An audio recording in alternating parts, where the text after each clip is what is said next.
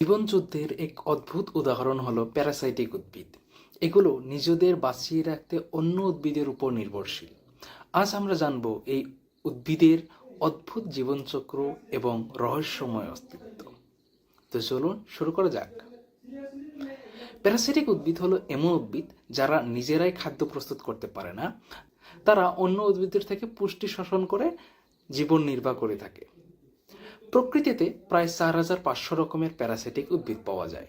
Parasitic উদ্ভিদ দুই প্রকার হতে পারে: সম্পূর্ণ প্যারাসাইট যেমন রেফ্লিশিয়া, যারা পুরোপুরি অন্য উদ্ভিদের উপর নির্ভরশীল, এবং নাম্বার 2 আংশিক প্যারাসাইট যেমন মিস্টলেটো, যেটি কিছুটা নিজের খাবার তৈরি করতে পারে কিন্তু জল এবং খনিজ শোষণ করে অন্য গাছ থেকে।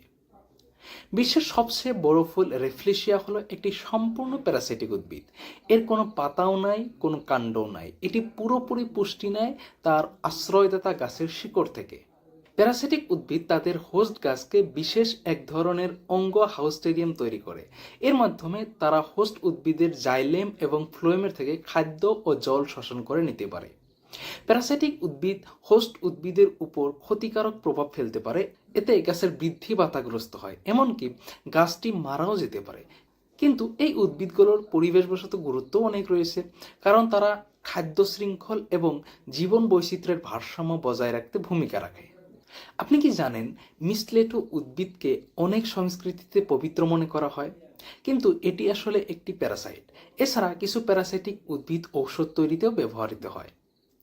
প্যারাসাইটিক উদ্ভিদ পৃথিবীর এক অদ্ভুত সৃষ্টি, যা প্রমাণ করে জীবনের জন্য টিকে থাকার লড়াই করা বৈচিত্র্যময় হতে পারে। আমাদের চারপাশের এই উদ্ভিদগুলো সম্পর্কে জানতে চাইলে সাবস্ক্রাইব করুন এবং আমাদের সঙ্গেই থাকুন।